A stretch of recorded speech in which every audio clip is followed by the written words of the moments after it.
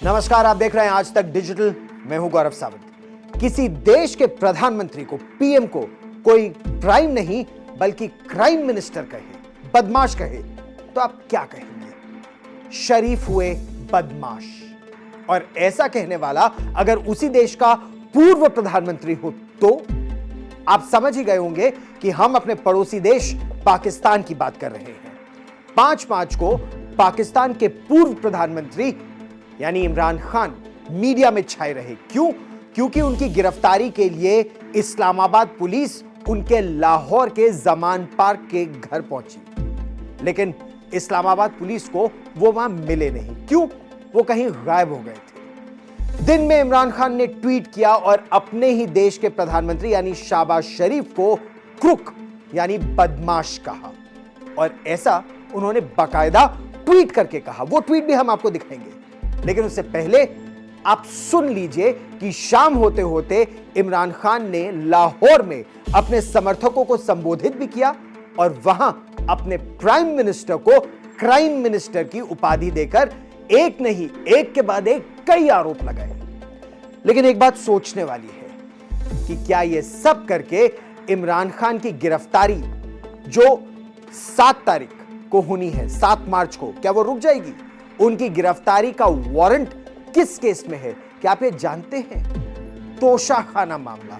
क्या है ये तोशाखाना मामला? आखिर पाकिस्तान सरकार के खजाने से, तोशाखाने से क्या चुरा लिया इमरान खान ने?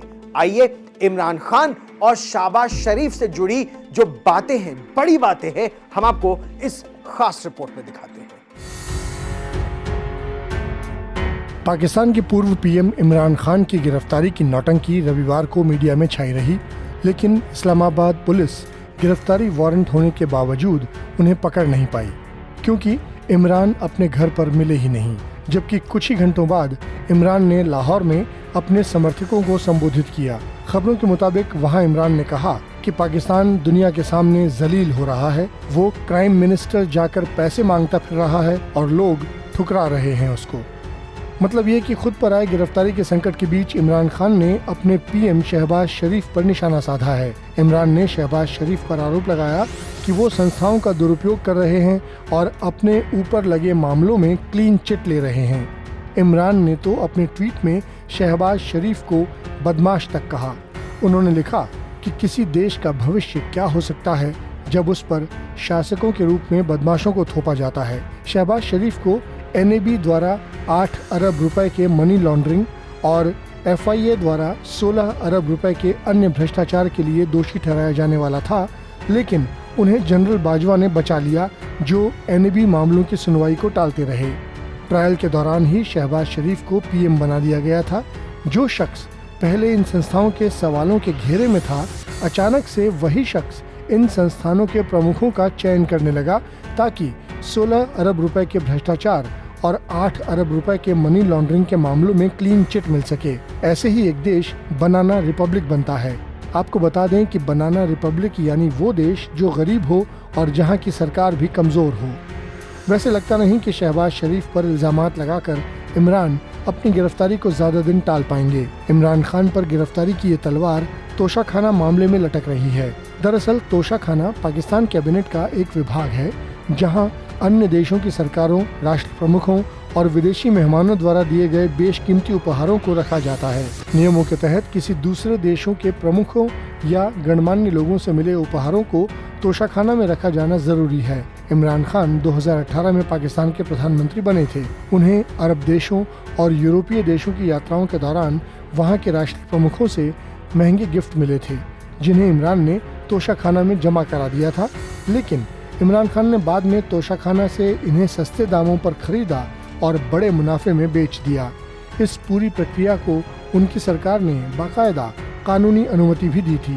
कोर्ट ने इसी मामले में इस्लामाबाद पुलिस को इमरान खान को अरेस्ट करने के लिए नॉन बेलेबल वारंट जारी कर रखा है। कोर्ट ने पुलिस से कह रखा है कि इमरान को 7 मार्च तक पेश किया जाए। अब देखने वाली बात होगी कि इमरान और उनके समर्थक गिरफ्तारी से बचने के लिए अगला कदम क्या उठाएंगे। हम तो डूबेंगे सनम, तुम्हें भी ले डूबेंगे।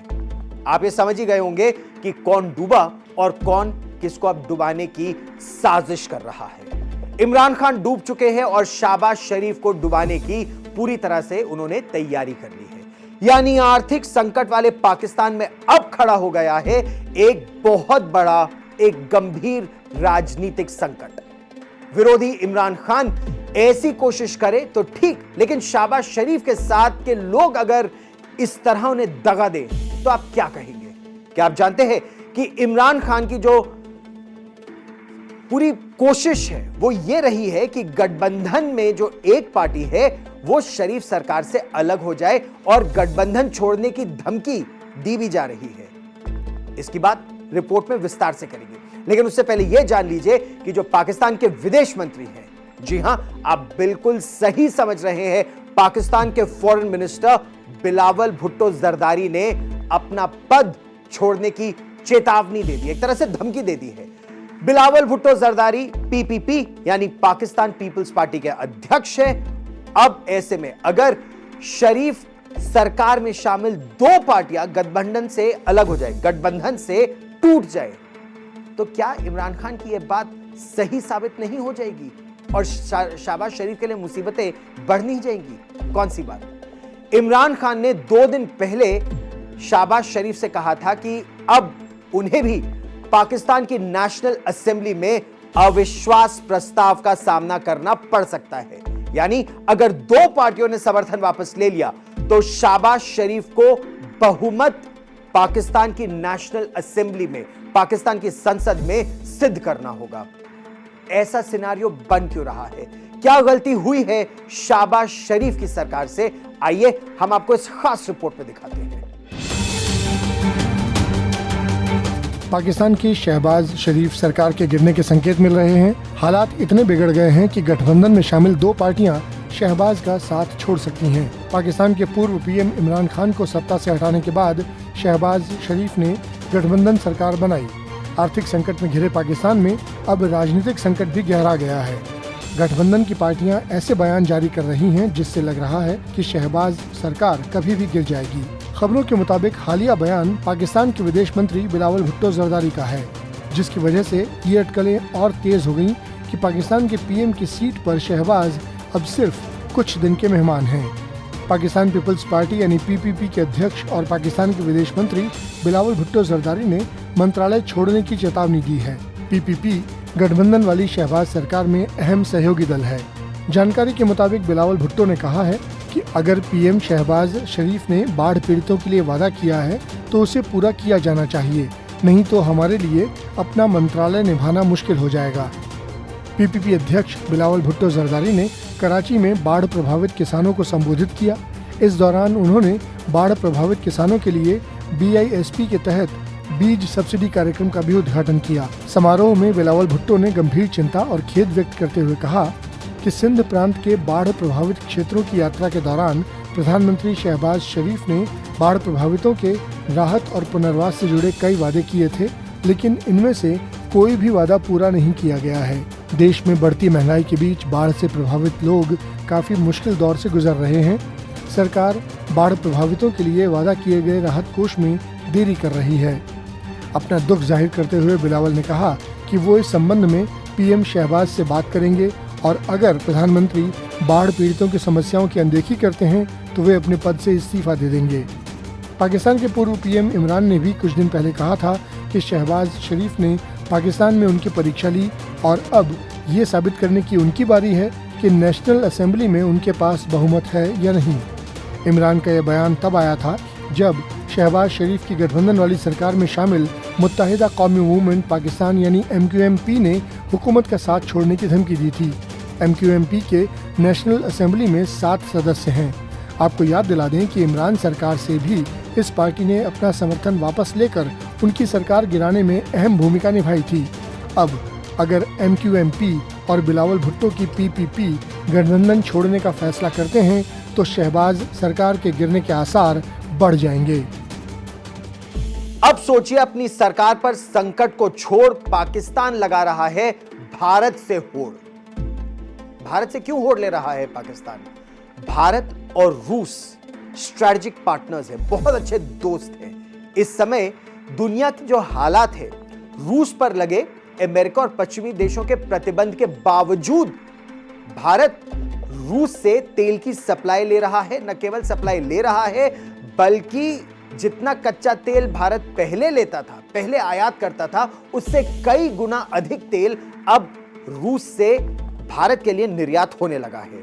अब बताइए कैसे यह संभव होगा कि पाकिस्तान भी चाहता है कि रूस उसी सस्ते दाम पर पाकिस्तान को भी तेल उपलब्ध करवा दे, लेकिन रूस को यह स्पेशल डील जो भारत को मिल रही है वो पाकिस्तान के लिए मंजूर नहीं है।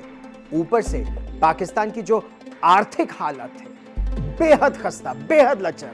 सिर्फ यही नहीं, रूस को पाकिस्तान की काबिलियत पर, यानी पाकिस्तान पैसे दे पाएगा या नहीं, उस पर भी शक है।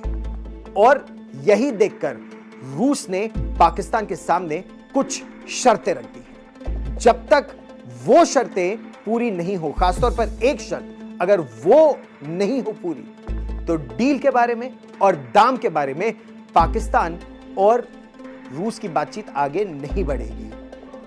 पाकिस्तान की लाचारी, इस पर पाकिस्तान की जबरदस्त जगहसाई भी हो रही है, क्योंकि पाकिस्तान की इसी सिचुएशन में पाकिस्तान ही उसके लिए जिम्मेदार भी है। रूस के मुताबिक पाकिस्तान के पास कुछ इक्विपमेंट्स की कमी है और वो चला है कच्चे तेल का आयात करने। क्या यह संभव है?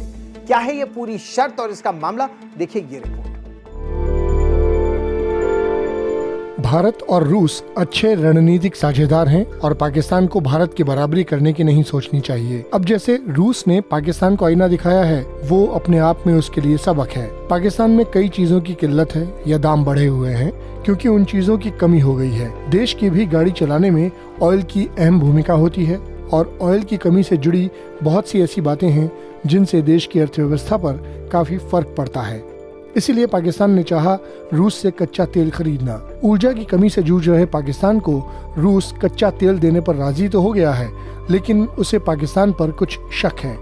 पहली बात तो ये कि पाकिस्तान तेल समझौते को लेकर गंभीर है भी या नहीं। पाकिस्तान के अखबार द एक्सप्रेस ट्रिब्यून को सूत्रों ने बताया कि पाकिस्तान रूस के बीच तेल समझौते को लेकर विश्वास की कमी है। रूस ने हाल ही में पाकिस्तान पर संदेह जताया है कि वो तेल समझौते को लेकर गंभीर नहीं है। दूसरी बात ये बताई जा रही है कि रूस का कच्चा तेल काफी भारी है और पाकिस्तान के पास इस तरह के कच्चे तेल को रिफाइन करने की तकनीक ही नहीं है। विश्वास की इस कमी को ठीक करने के लिए रूस ने पाकिस्तान से कहा कि रूस पाकिस्तान को मिश्रित तेल निर्यात करेगा और वो भी पहले केवल एक कार्गो। खबरों के मुताबिक अप्रैल 2023 के आखिर तक पाकिस्तान को रूसी कच्चे तेल की एक कार्गो मिल जाएगी और इसके बाद दोनों देशों के बीच तेल को लेकर एक बड़े समझौते की बात पर विचार होगा। लेकिन पाकिस्तान के सामने एक और चुनौती है। पाकिस्तान में डॉलर की भारी किल्लत है, जिससे उसे रूसी कच्चे तेल के भुगतान में भारी परेशानी आने वाली है। वैसे अब रूस डॉलर की बजाय 3 मुद्राओं में तेल के पैसे लेने के लिए सहमत हो गया है। पाकिस्तान अब रूसी तेल का भुगतान रूसी रूबल, चीनी येन या संयुक्त अरब अमीरात के दिरहम में कर सकता है। दोनों देशों के बीच इस बारे में मंथन चल रहा है। परेशानी तो पाकिस्तान के सामने एक और आई थी। यूक्रेन पर रूसी कार्रवाई को लेकर पश्चिमी देशों ने रूसी तेल पर प्राइस कैप लगा दिया था। पाकिस्तान इसी प्राइस कैप के अधीन रूस से तेल खरीदना चाहता था। अमेरिका भी पाकिस्तान के इस फैसले पर राजी था, लेकिन रूस ने तब इनकार कर दिया था। रूसी राष्ट्रपति व्लादिमीर पुतिन ने प्राइस कैप के बाद घोषणा की थी कि वो उन देशों को रूसी तेल आयात नहीं करेंगे जो प्राइस कैप के अधीन तेल लेना चाहते हैं। सूत्रों के मुताबिक पाकिस्तान और रूस ने अभी कच्चे तेल की कीमतों को अंतिम रूप नहीं दिया है। दोनों पक्षों के बीच कीमत को लेकर बातचीत जारी है और पाकिस्तान को उम्मीद है कि उसे रूस से तेल पर अच्छी खासी छूट मिलेगी। खैर, ये तो वक्त बताएगा। देखा आपने कि पाकिस्तान कच्चा तेल तो इंपोर्ट करना चाहता है, लेकिन रूस को लगता है कि उसके पास उस कच्चे तेल को रिफाइन करने के लिए वो टेक्नोलॉजी नहीं है, वो तकनीक नहीं है। इसीलिए ट्रायल बेसिस पर रूस अभी सिर्फ एक कार्गो जहाज का निर्यात करेगा और पाकिस्तान जब सफलतापूर्वक अगर उस कच्चे तेल को रिफाइन कर लेगा तब आगे की बात होगी। भाई, पाकिस्तान के बारे में सच ही कहा जाता है, बगल में नहीं दाने तो पाकिस्तान क्यों चला भुनाने।